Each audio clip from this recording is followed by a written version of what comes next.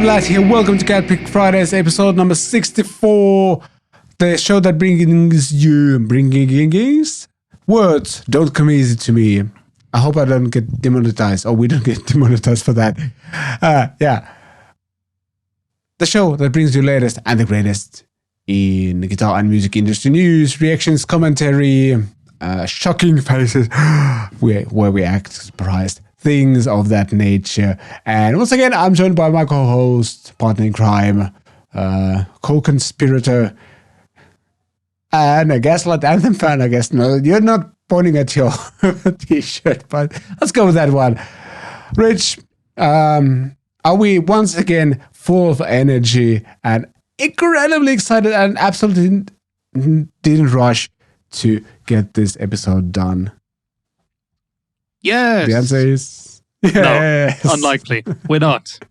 And I was pointing at myself because you were saying I'm the co-host, so I decided to point myself out for those who are watching and might not have yet understood that that is indeed who I am.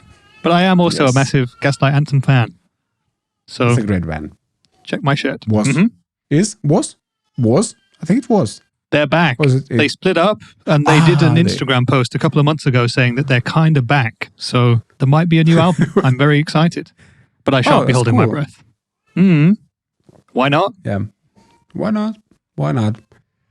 Yep. As we kind of mentioned, busy week. Kind of personally, everything is all over the place.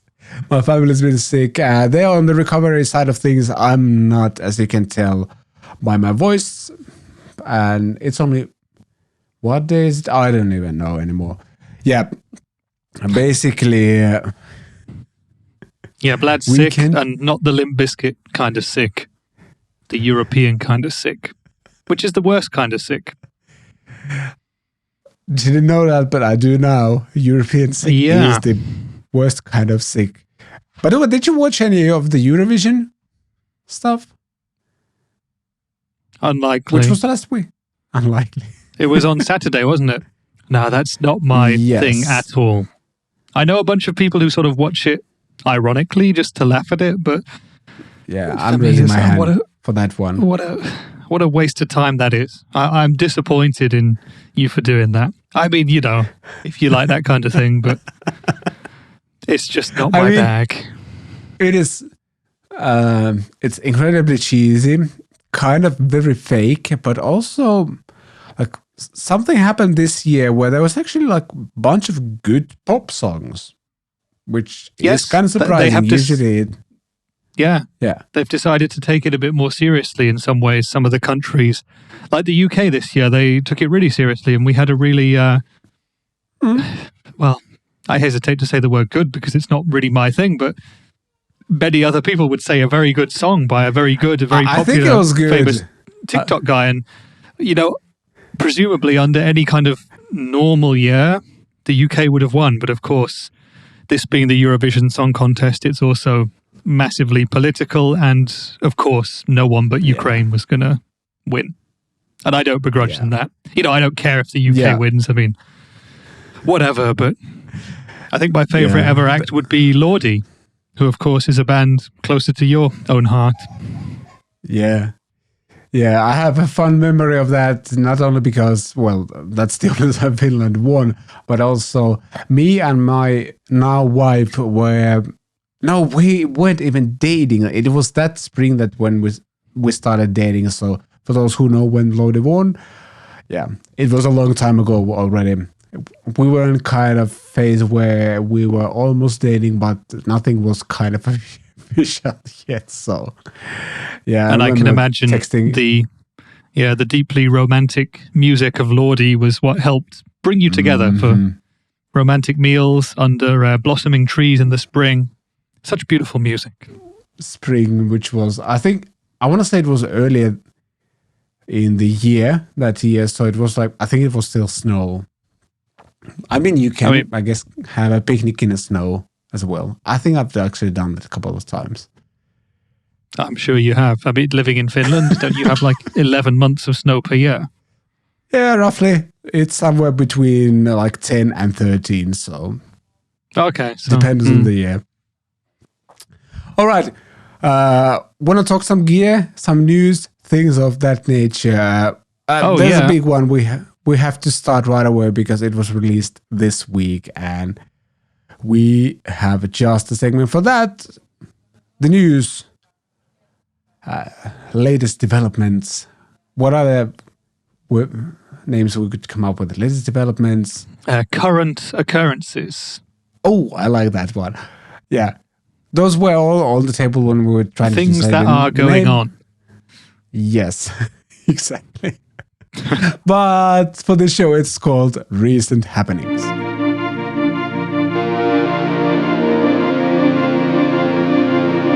Very recent things indeed. And we're actually going to start with something that I have prepared a video for because maybe I kind of do a camera switching thing because I kind of have it set up already. Let's do it this way, and I'm also going to solo myself. Boom! There it is. Move my coffee mug. REVV has released the Tilt Overdrive, which is obviously the Shawn Tubbs signature pedal. And I have one here. Why is it obviously the Shawn Tubbs signature pedal? Sorry to ask a silly question, but I mean, Tilt. His name is not Mr. Tilt. His name is Shawn Tubbs. Or maybe he's Shawn T Tubbs, and the T is for Tilt. But yeah, could be. Yeah, actually, I'm not 100% Sorry, sure. I'm putting you off by being silly, but no, it's all good. This is actually the first time they lean into the whole motorcycle thing because there's like a motorcycle drawn on the pedal, and I guess you rev a motorcycle, right? Oh yeah, maybe. Sorry, maybe. I think you rev a motorcycle? How does it work? Yes. No, then. Yes, you do. Yeah. You rev a motorcycle. But it's actually interesting because I've seen pictures and videos of this pedal, and I had never spotted that there is a motorbike on it. And also, I don't connect the mild-mannered Shawn Tubbs to the brutal sport of two-wheeled instruments of doom known as motor racing. Maybe does he ride a bike? He wanted to go for a scooter instead, like electric scooter instead, but the REVV guys didn't let him do that. Yeah, I think or maybe the REVV scooter, it doesn't have the same ring, does it? Yeah, it could be. And who knows, maybe we know Shawn, and at least I know him personally as well, and I'm thinking whether maybe he's secretly just a motorcycle maniac and just that's how he spends his evenings, just driving around Nashville. That could be probably a great place to drive on a motorcycle. Nashville, that is. How would be? The pedal, something about the pedal, I guess. Yeah, let's talk about the pedal. The REVV Tilt. Yeah, should we? Why is it called the Tilt? Yes. I am not sure. Do you tilt a motorcycle? No? Do you rev it? Do you tilt it? I did literally I Googled it while we were just talking just now, and yes, when you take a bend on a motorbike, you turn the handlebars a bit, but you do you tilt yourself down at an angle. And if you watch motorcycle racing, where they go really fast and it's really dangerous, they tilt down so far that they actually have little knee pads with wheels. I don't know if you've ever seen that, some of them. I have. That's the process of tilting. And there you go. I suppose that's where the name comes from, but that would imply to me that this is a hot-rodded pedal that will take you to the edge of distortion. Would I be correct in surmising that? Well, I actually have a video prepared for this particular occasion. Unfortunately, due to my sickness and things like that, I was not able to be part of the actual launch date. I'm going to work on my video and release it a bit later. But I did manage to shoot a clip that we are going to watch now. Well, hello there, something like that. Quick demo of the Tilt Overdrive, the new Shawn Tubbs signature from REVV Amplification. I got my telly, self-made, loaded with Sheptone, some sort of vintage style pickups. A very classic telly indeed. And I'm going straight from the pedal, which you can see here. And by the way, it looks freaking amazing. More on that in just a second. From the pedal into my Pod Go, where I'm using a very clean kind of JTM style amplifier, or maybe a clean plexi. Basically sounds like this. And I'm adding just a little bit of reverb in the post, just to make it less in your face, so to speak. So let's get going. All the controls roughly at 12 o'clock. By the way, for those who are listening to this version, basically it's a two-sided drive. The left side is drive, there's volume, gain, treble, and bass, and then on the right side there's a boost and tilt, EQ controls, and there's a boost foot switch as well. And there's kind of 3 tight switches with different kind of cuts or boosts, and we are going to check those as well. But let's start with the drive sound. So the clean sound and the bridge pickup on the telly.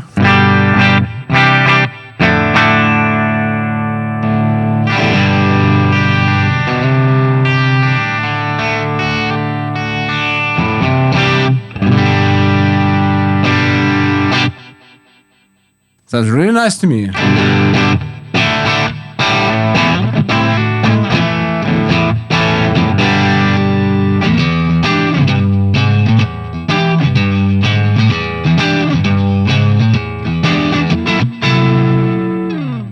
Works for blues as well, really nice.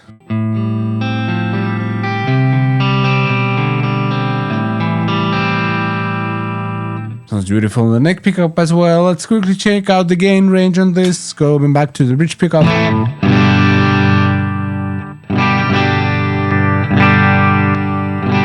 Interesting, with gain control at 0, it's almost, well, transparent. And maximum gain range, or half and then full.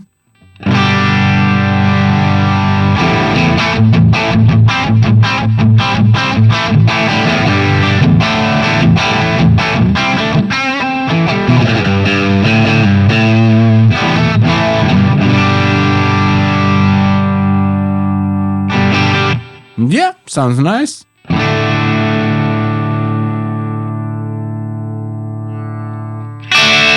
Whoa, with treble all the way up, that's very pokey.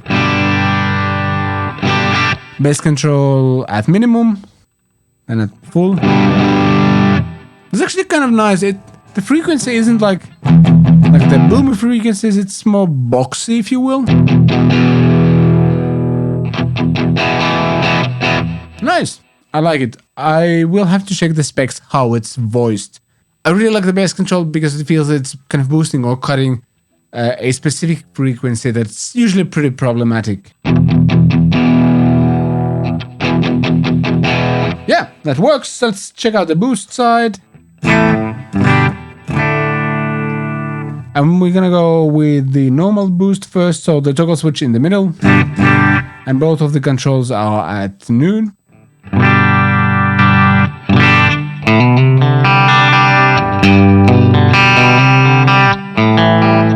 Everything sounds louder, but also kind of better.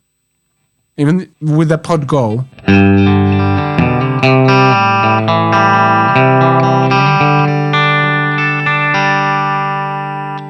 Nice. Let's check out the 3 different boost settings. So we were at normal. Then this is something called half. And then there's something called full.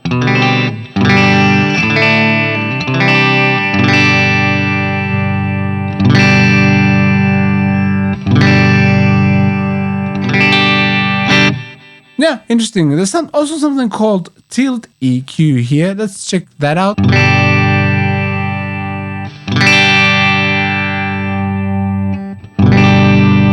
Allows you to fine-tune that boosted frequency or frequencies. I actually have the manual open here and it says a lot about this thing, but we're gonna save that for the final review thingy. Let's try both of these together and see how my Podgo handles that.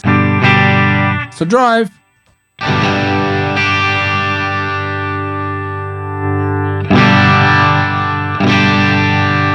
And then boost it with a boost.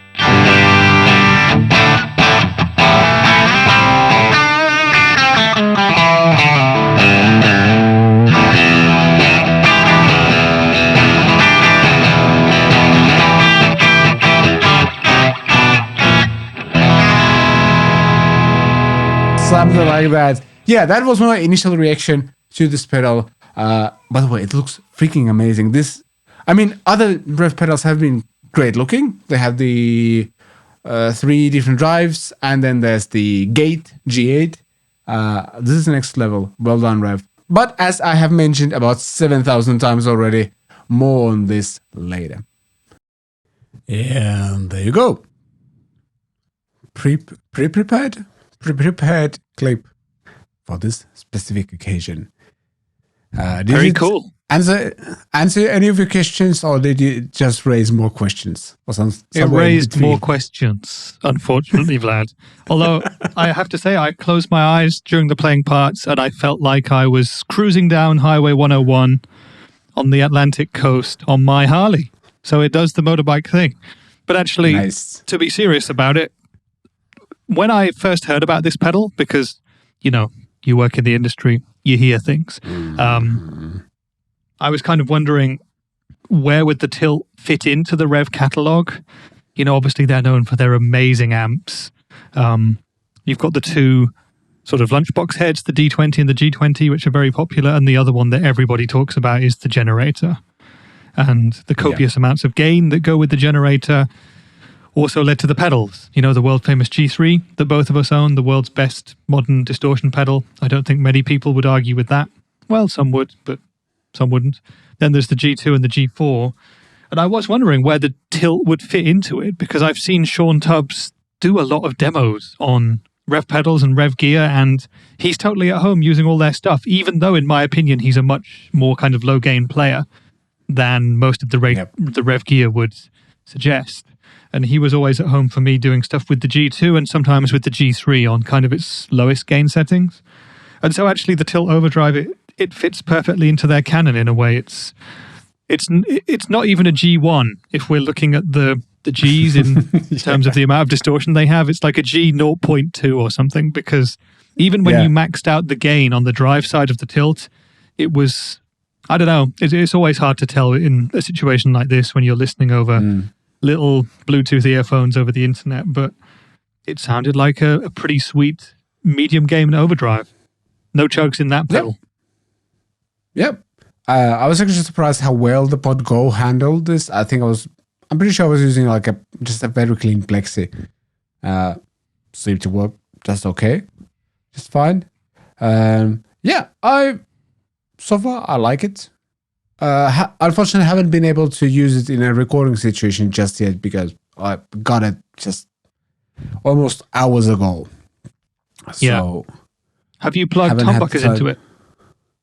Very briefly, I played the Van Halen Harley Benton for a little bit while, and then decided to go with the Telly, because the Harley Benton needs a bit of more setup to stay in tune properly. But plus, I still don't know whether those pickups on it are they muddy or not, because if they are just generally muddy, then people will comment, oh, this pedal sounds pretty dark and muddy, when it's actually the pickups. And that's why I just went with the Telly. You can't go wrong with the Telly. Yeah. But I think it's an interesting release, because this also sets them up for other signature artists to join the pedal range. I suppose it does. I mean, again, Shawn Tubbs is so closely linked to Rev. I don't think he is actually part of the Rev team. I reckon I assume he freelances for them on a regular basis. But he's done so much work for them that I can, hear my signature pedal. On the one hand, when I first heard it, I was like, Shawn Tubbs, Rev? I mean, I know he works with them a lot, but the Rev player for me that's the Ola England type of player. But this pedal will fit, and it will open Rev up to much more lower gain sorts of players. It's a really cool move. And especially the boost side is going to be interesting for a lot of people, because I guess what they're going for there is the fact that you've got it's, I think, a pretty big dB boost from the sounds that you just did there. But I guess that's where the Tilt comes in, because you have the 3 different modes, and people will really be able to shape the overall tonality of their amps with this pedal. So it seems pretty cool.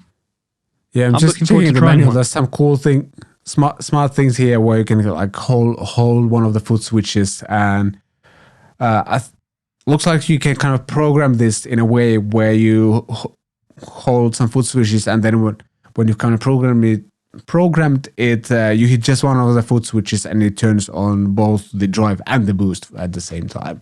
So seems like a practical tool for live use as well. So, is it MIDI really nice. capable? Don't see any MIDI ports here at least, so I don't think so. Yeah, there's just input and output, and obviously where the power goes, whatever that's called. Yeah. But yeah. Have you got any idea on what it's going to cost? I do. It's hold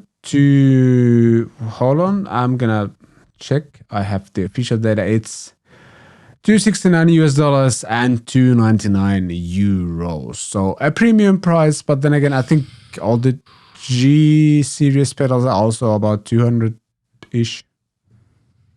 Yeah. Well, in Europe at the moment, I think most of the G pedals are about €229. Yeah.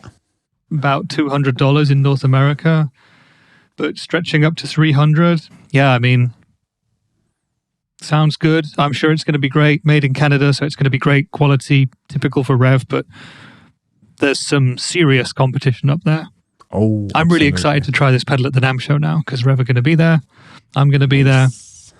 I will tilt my way over to them and see how it sounds. I'm not going to use the word tilt again once we finish talking about this pedal. Yeah, could be, but yeah, save that joke for them. I tilt my way all the way here. Something like that. Okay. Just an idea. Feel free to use it. Yeah, from this pedal to something different. Ernie Music Man rolls out new 5-string DarkRay and pair of exquisitely. Wow, that word broke me. Shreddable Jason Richardson Cutlass electric guitars. So yeah, new Music Man guitars. And I guess this is a thing that companies do now, release stuff like a few weeks before NAMM. So kind of build up the hype, and then there will probably be a bunch of videos.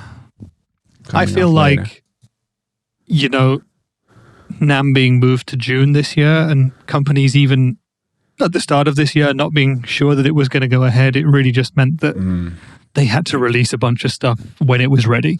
You know, at some point you've just got to release things. And that's probably what Ernie Ball have done. And I guess the other thing they might have been thinking is that we could wait 2 more weeks and release this at the NAMM show, but we might be one of 100 new guitars and basses getting released then. So if we do it now, CatPick Fridays will talk about us as the second article on their show. That is very true. Yeah. Yeah. This looks nice. I immediately fell in love with the all white 7-string. And knowing it's Ernie Ball Music Man, it's going to be incredibly comfortable to play. So yeah, it looks like it. It looks like it has a really small body. Is that just me? Is it because the pickups are bigger than standard 6-string ones? Of course, is that could be making the guitar look smaller? I don't know, but it looks kind of tiny. Yeah, I've seen Jason Richardson in some interviews, and he's not like a huge guy either. So maybe that has kind of affects what kind of guitar he would design as well. So that would make sense. Are you familiar with his music? I must admit, I had to Google him when I saw the article. He's a ridiculously good player, but I wouldn't say I'm a huge fan of the music he creates, but I can appreciate the talent also. Yeah. Yep. I mean, so yeah, 2 signature guitars for him and 1 5-string DarkRay bass, which is effectively a Stingray with dark glass preamp technology in it, which I think is pretty cool. And I'd never heard of that before. That's cool. That's really cool. I also love the name DarkRay. There was a Stingray, and now there's DarkRay, the cousin with the troubled past. I'm just gonna movie script everything today. So good. Yeah, I mean, what else to say? Music Man guitars are just stupidly good.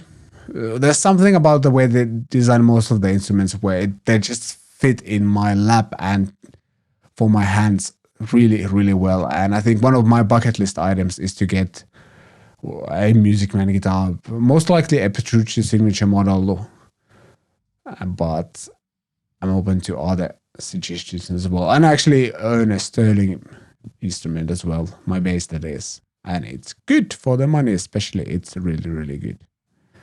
These are slightly more pricier at $3,600 or $3,800. So,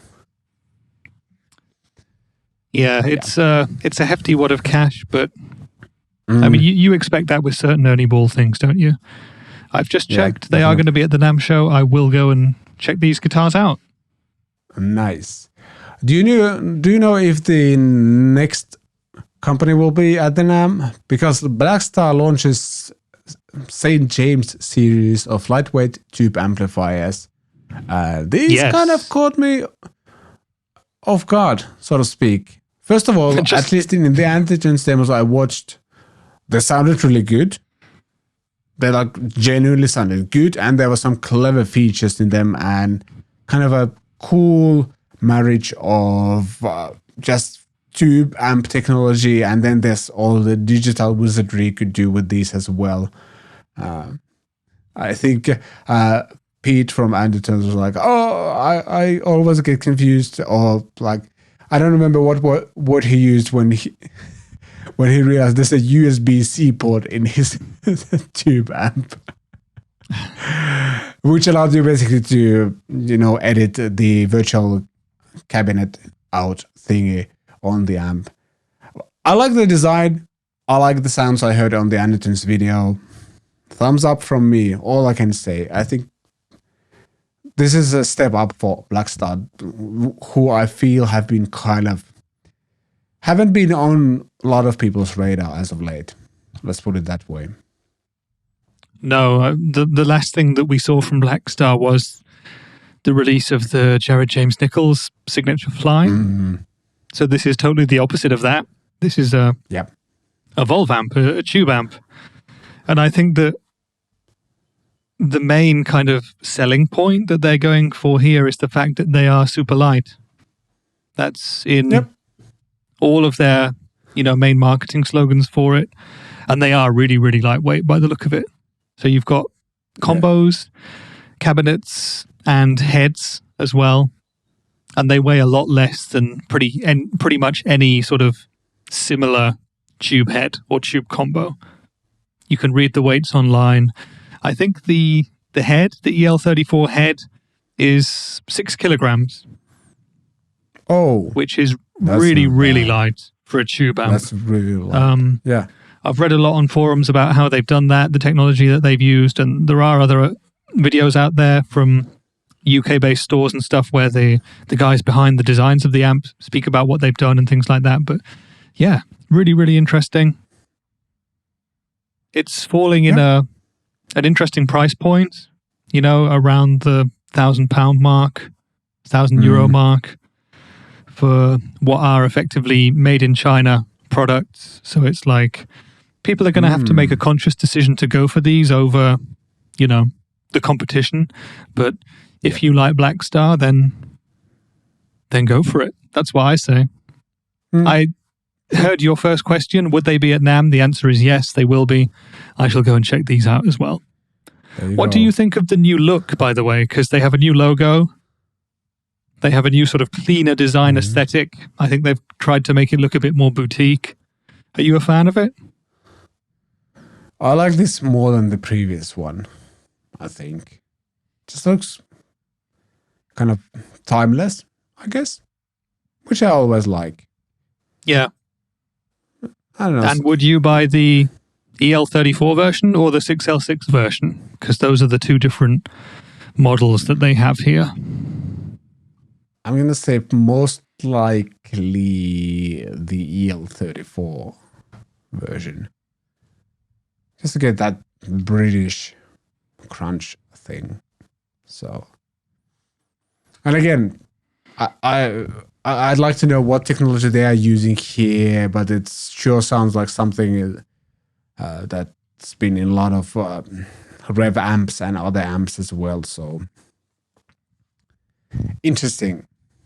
There's competition in that price range and in that kind of feature range as well. Yeah, I mean, like you say, you'd go for the version with the British crunch. I mean, for the same sort of price, you can get like the Marshall SV20 or something. Well, there's a bunch of stuff that you can get at that sort of a price with similar features. So I think a lot of this is going to be going down to stores, checking out the amps and see which works best for you. I think for a lot of players, particularly for a lot of players kind of north of the age of 40 or 50, if you're still really into the whole idea of tubes, you want to have a tube amp, but you want to be able to have an amp that you can easily carry, then this Blackstar range has a great USP because it is the lightest out there. It has the digital stuff. You know, it has the cab rig tech, which was in their Department 10 pedals that came out fairly recently. So you can play it without a cab connected. You can record with it. You can plug it straight into a computer and all that kind of stuff. It's pretty cool. Nice. In a way, I have to say, I'm surprised it doesn't have more features on it, but not all amps have to, you know? I mean, if you look at that pared back, sort of timeless aesthetic, this is not something that maybe needs to have a bunch of effects or different options in it. They are what they are. Again, I'm interested to go and try them at NAMM. Yep.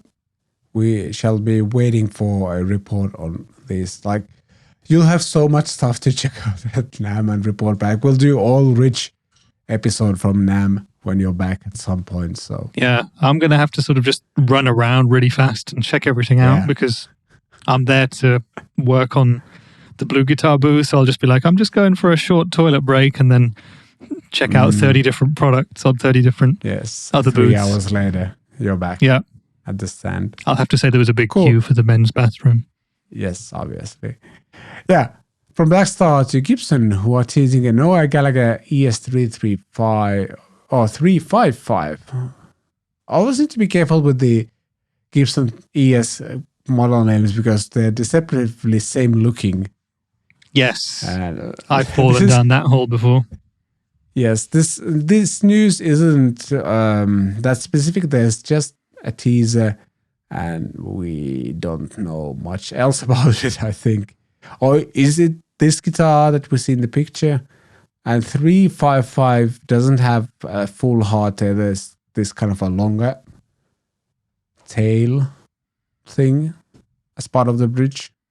Is that the difference? That's one of them, I believe. Okay. There you go. Interesting. There's no more information, though. Like you say, this is very much a teaser. Yeah, and they say August 2022. Yeah, that's how teasers work. Some brands know how to do teasers. But yeah, I find this kind of cool because obviously Noel Gallagher is very relevant and big now with Noel Gallagher's High Flying Birds, but as the mastermind behind Oasis, the songwriter and the singer on a bunch of the songs as well, he is kind of an iconic musician, but he's not like a guitarist's shreddy guitar player or anything. Yeah, very true. He does do lead, you know, he played the lead stuff on all the Oasis stuff, but I'm really happy to see like a Britpop indie player getting a signature Gibson like this. Yep. Even though it'll be made in super limited numbers and probably cost $10,000, but there you go. Yep, most likely. Yeah, I'd be lucky to see him live once. Noel Gallagher something Birds, I think. Whatever was his band High Flying Birds. Yes, High Flying Birds. I've seen him open up for U2 once in London, and it was great. So cool.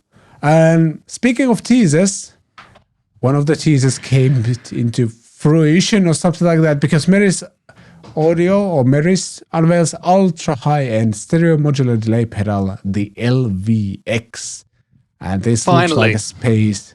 Finally, yeah, this looks like a space thing. I don't even know what to call it. And actually, I'm right away going to pair this piece of news with the weekend watch because our buddy Stefan has released a video of this thing, and he really puts it to amazing use and kind of gives you examples of how you can use as complex unit as this one. I would have a lot of trouble wrapping my head around what this thing even does, but he's fantastic at doing that. And all I can say, I love the design. I love how it looks. I love how it sounds. Would I buy it? Most likely not, because I really don't have any use for it. And honestly, maybe don't even have time to learn it. But it's fantastic. And have you seen the price? What was it? Probably $5.99 US. So it's in the Strymon timeline price range, roughly. Yeah, I think it's even more expensive. It's a boutique pedal in every sense of the word. Made in the USA, not of an course. impulse buy. Very advanced tech within it. Very musical, and also for some players like me, probably unmusical options with it. I've listened to the settings on their website, some of the demos, and some of them are beautiful, ethereal, otherworldly sounds, but I just don't know how I would put them in a song. And that's why I think you've got to go and watch a video of a guy like Stefan, our weekend watch, who actually shows you how you can use a pedal like this with all its stereo delay options and its beautiful touch screen and its 99 preset saving capabilities. Go watch that and you'll finally understand this pedal a bit more. Yeah, the user interface on this one, by the way, looks really cool. There's definitely this kind of spaceship supercomputer type of vibe to it, and I like it a lot. So nice. It's really cool. Like they did all these kind of moody teaser posts, videos, and stuff like that. And then when you see the product, it kind of all actually ties in together, which is nice. So well done. So now you've seen the product. How do you rate their teaser campaign?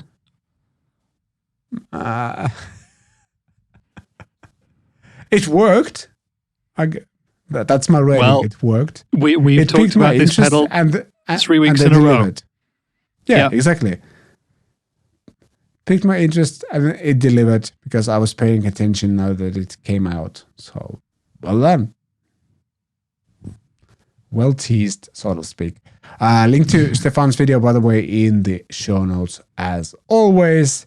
And we're going to keep things snappy today and talk about SOLIDGOLDFX is hitting the beach with Surf Friday for Reverb pedal. More surf. This is a pedal I understand more. Yeah. Because it has 4 knobs and a 3-way switch and it does reverbs. And no menus. So, yeah. Our buddy RJ has a video out on this one. And 3 different kinds of spring reverb. Tone, level, swell, and dry knobs. Nice. It's, if you're terrified by the likes of Meris and just want a simple spring sort of a reverb with a couple of slightly spacier, out of this world sort of options, then this is the kind of thing. Yeah, the Surf Rider 4 looks kind of cool. I've never played anything by SOLIDGOLDFX. It's $200. And I would like to try it. Yes, definitely. Because, I don't know, like I've kind of been avoiding all the kind of surfy reverb pedals for a while. I'm not sure why, but I have a feeling if I would try one that's actually really good, this, for example, possibly, maybe one of those would stick on my board. Don't know. We'll have to try and see. I actually probably need to dive into the settings on the Podgo and see what I could find there. The Podgo has some pretty nice spring reverbs. I can confirm that. I mean, the whole Helix range has just amazing reverbs in it. Just haven't taken the time to dive into them properly. Which seems to be a theme here. But yeah, that was the news for this week, I guess. Yeah, things are pretty definitely slowing slow down. week. But yeah, it's I would almost say nighttime. the rev pedal is the standout thing. It's The Ripper. especially for people, YouTubers, because Rev is kind of one of the YouTube brands when it comes to amps and pedals and stuff like that. So Yeah, I would agree. I'm looking forward to seeing what other guitarists do with it, and to hearing Shawn Tubbs's story about how the pedal came to be and who he thinks is going to use it, because I find that very interesting. Yep, very true. But as I mentioned, we unfortunately have to keep things snappy this week. And next thing we want to do is to answer a few of your questions and comments and then wrap up. Weekend Watch Week kind of is in the show notes as well already. So yeah, snappy. Questions and comments. Yes, being the staples of efficiency or something like that, I again forgot to open up a few of the files. And where's my questions? There's my questions. Luis Vasquez on my Harley Benton final episode thing says, I loved how it ended up and it sounds good. I hope to see that guitar more on the channel. And yes, thank you. And that's definitely the idea to keep showing this thing on the channel. I'll probably do some sort of like modification video on it as well. As I mentioned in the build video, I would probably want to swap the pickup rings because they're like vintage white or almost cream colored, and nothing else on the guitar is cream colored. Even the binding is different color, different kind of vintage white / cream than the pickup rings. So some unity or unification is needed for all the plastics on that guitar. So that will be one of my mod projects. I might even get custom one pickups for it. I like really go for that Van Halen-ish type of thing. But thank you. I am excited that the guitar is actually done. It was a lot of work in a very short time frame. And next time, if I'm doing this again, I'll probably try to... I don't know. I'll need to really think about it and figure out how to deal with the fact that some of the lacquer has to dry for at least a week. And there wasn't a single time where it actually dried for a week, and I kind of suffered some of the consequences of that later in the process, unfortunately.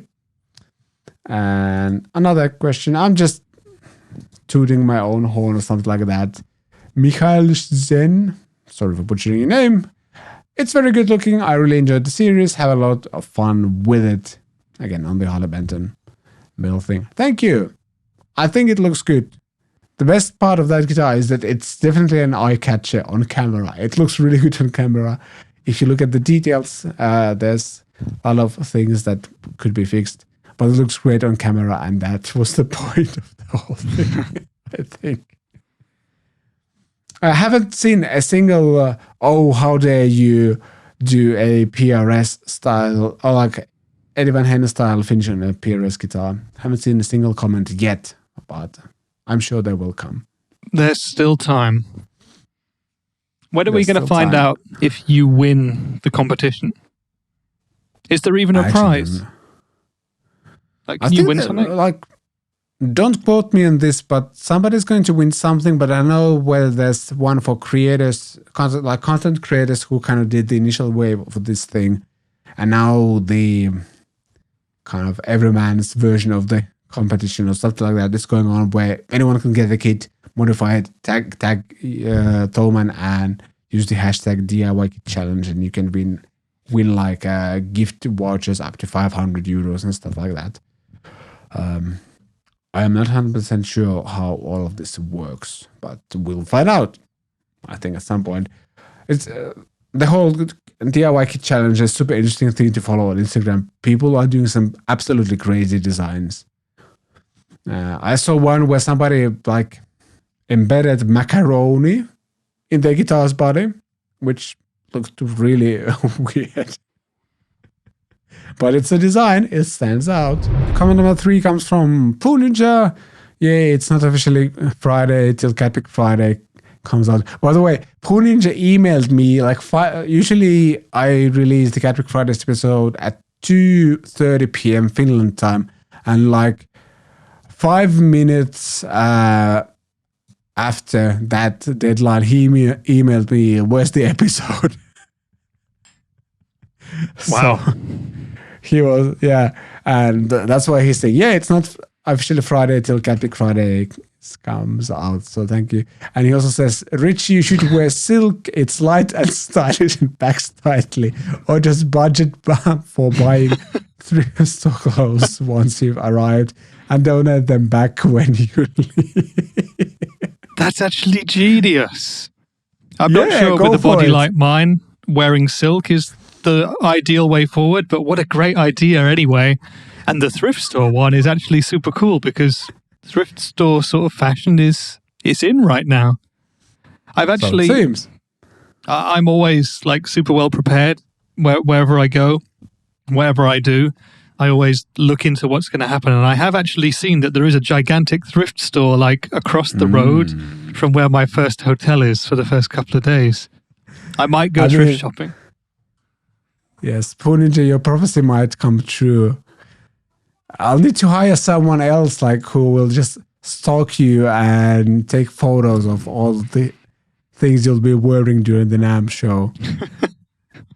Well, during the show, I'll be wearing my sort of NAMM show uniform, my Sure. Blue Guitar brand shirts and stuff. But when I'm not at the show, I might be rocking the thrift store look, maybe with a bit of silk. Yeah. Maybe I'll take silk underwear. Maybe I won't. Please don't But post I am going to test it any out. photos of that. That's on my OnlyFans. Great. Yeah. Something I didn't expect to learn during this episode, but there you go. CatPick Fridays always full of surprises. Hey, it rhymes. All right, question number 4, and then we'll wrap up. Comment number 4. Jotun, for whatever reason I pronounce it in roughly Finnish, on the episode where we talk about the Harley Benton Fusion EMG HD Roasted, it says this is going to be my first electric guitar, the Harley Benton 1. And all I can say, if that would have been my first guitar, yay! I wish my first electric guitar was that good. I think you'll be happy with it. Yeah, that's exactly what I was just thinking, and I've said that on so many videos that I do. But hey, imagine if you could go back in time, or imagine if we were young today and picking up guitar for the first time, and a Harley Benton Fusion EMG HT Roasted was the first guitar that we bought. How amazing would that be? How lucky do starting guitar players have it today? Yeah, good for him. He should buy one.